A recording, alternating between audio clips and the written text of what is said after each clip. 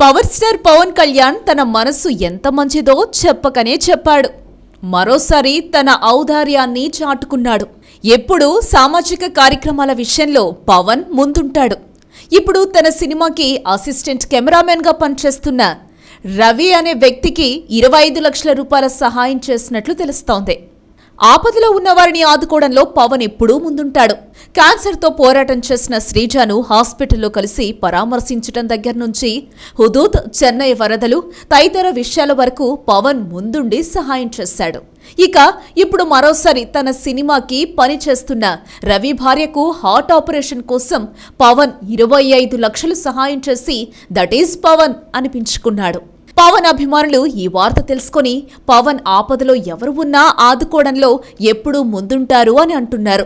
ప్రస్తుతం పవన్ నటించిన Sardar Gabbar Singh cinema release కు సిద్ధమైంది. పవన్ సరసన కాజల్ హీరోయిన్ గా నటించగా బాబీ దర్శకత్వం వహించాడు.